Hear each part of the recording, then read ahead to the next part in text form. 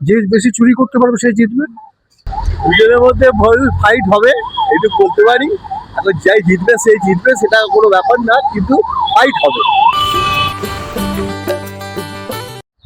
ভবানীপুর বিধানসভা কেন্দ্র, একদিকে মুখ্যমন্ত্রী, অন্যদিকে শুভেন্দু অধিকারী। কে জিততে পারে মনে হচ্ছে? এটা কে জিতবে সেটা বলা মুশকিল, তবে লড়াই কিছুটা হবে। লড়াই একটা জায়গা রয়েছে এবছরে। লাস্ট ইলেকশনে যা ছিল, কর্পোরেশন ইলেকশনে, সেই হিসাব দেখে সেই ক্ষেত্রে বলা যায় মোটামুটি একটা লড়াইয়ের মতো জায়গা রয়েছে আর কি। কি ধরনের লড়াই মনে করছে? কেন লড়াইটা হচ্ছে? এখন তো দেখেন নানান রকম বিষয় এসে যাচ্ছে এখানে। ধর্মীয় ব্যাপার ট্যাপারগুলো আসছে, যে কোনো মুসলিম সম্প্রদায়ের যেগুলো ব্যাপারগুলো হয়েছে নানান রকম জায়গায়, এখানে হিন্দুত্ব ব্যাপারটা এসছে একটা। এই কারণে সেই জায়গা থেকে একটা লড়াইয়ের জায়গা তৈরি হয়েছে এখন এই বছরে।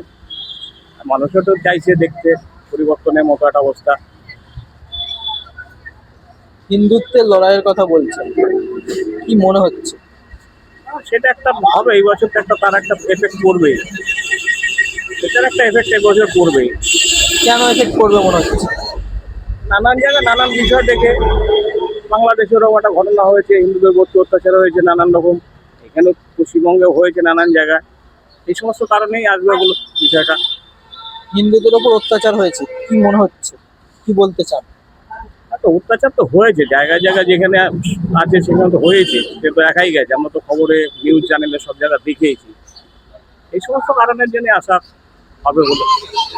ধর্মীয় কারণের জন্য কারুর ভোট কাটতে পারে, কিংবা মুখ্যমন্ত্রী ভোট কাটতে পারে, মনে হচ্ছে এরকম আপনার? হতে পারে, আসতে পারে, কারণগুলো আছে তো, হতে পারে। এখন মানুষের মনে কি আছে বলা তো খুব মুশকিল, কখন কি পাল্টে যায় বলা খুবই মুশকিল। মুখ্যমন্ত্রী কি হিন্দু ভোট কম পাবে? মনে হচ্ছে এই বছর একটু হিন্দু ভোটও কম পাবে, মুসলিম ভোটের দিকেও কিছুটা কাটবে। এবার যেহেতু মুসলিমের একটা ব্যাপার হয়েছে, হুমায়ুন কবির একটা ব্যাপার এসছে, আরাবুল ইসলামের একটা ব্যাপার এসছে, এই সমস্ত বিষয় নিয়ে আসবে, কিছুটা বিষয় আসবে এগুলো। ভবানীপুর বিধানসভা কেন্দ্র, মুখ্যমন্ত্রী মমতা বন্দ্যোপাধ্যায়, অন্যদিকে বিরোধী দলনেতা শুভেন্দু অধিকারী। কে জিততে পারে মনে হচ্ছে? বলবো, যে বেশি চুরি করতে পারবে সে জিতবে। কি ধরনের চুরির কথা বলছেন? লিগিং আবার কি? ভোট স্বচ্ছ হচ্ছে না বলছেন? না, ভোট স্বচ্ছ হয় নাকি বামফ্রন্ট চলে যাওয়ার পর? তার মানে আপনি বলছেন বামফ্রন্ট আমলে ভোট স্বচ্ছ হতো? হ্যাঁ, অফকোর্স।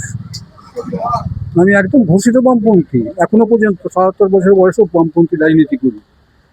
বামফ্রন্ট চলে যাওয়ার পর তৃণমূল যখন এলো, কি ধরনের রিগিং আপনি কি ধরনের দেখেছেন? হয়নি বলো? এলাকা ছাড়া করে দিয়েছে আমাদের, আমরা থাকতে পারিনি নিজের বাড়িতে। প্রচুর হয়েছে, তবে দিনের পর দিন নানান রকম বাড়ছে। এই মুহূর্তে দুজনেই দাঁড়িয়ে আছি ভবানীপুর বিধানসভা কেন্দ্রে। একদিকে মুখ্যমন্ত্রী মমতা বন্দ্যোপাধ্যায়, অন্যদিকে বিরোধী দলনেতা শুভেন্দু অধিকারী। কি মনে হচ্ছে কে জিতবে? দুজনের মধ্যে ফাইট হবে, একটু বলতে পারি। এখন যাই জিতবে সেই জিতবে, সেটা কোনো ব্যাপার না, কিন্তু ফাইট হবে। ফাইট হবে না এরকম কোনো ব্যাপার নেই, ফাইট হবে। এখন সবারই ভাগ্যের ব্যাপার। হ্যাঁ, এটাই বলতে পারি, এর থেকে আর কিছু বলার বেশি নেই। কি ধরনের ফাইট হবে? মজাদার ফাইট হবে, মজাদার ফাইট হবে, আর কি হবে। কেন ফাইট হবে মনে হচ্ছে? কেন ফাইট হবে, এই সব কিছু নিয়ে করে ব্যাপার আছে, সব রকমের ব্যাপার আছে, আছে। কিন্তু দিদিরই বেশি এখানে চান্সটা বেশি আছে, কিন্তু এখন দেখা যাক কি হয় না হয়, এটাই ব্যাপার। সব রকমের বিষয়ের কথা বলছেন, কি সব রকমের বিষয়? সব রকম আছে।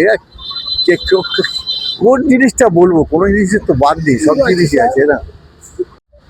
ভবানীপুর বিধানসভা কেন্দ্র, মুখ্যমন্ত্রী মমতা বন্দ্যোপাধ্যায়, অন্যদিকে বিরোধী দলনেতা শুভেন্দু অধিকারী। কি মনে হচ্ছে কে জিততে পারে? বলা খুব মুশকিল এবারে। 50-50। কেন মনে হচ্ছে 50-50? দেখুন, অন্যবারে তো মমতা ব্যানার্জি মানে দিদিকে এমনি চলে আসে, বাট এবারে মনে হচ্ছে যে হয়তো আসবে, বাট একটু কঠিন হবে। কেন এটা মনে হচ্ছে আপনার? নানা রকমের পরিস্থিতির উপর বেশ করেই বললাম কথাটা। কি পরিস্থিতি বুঝে?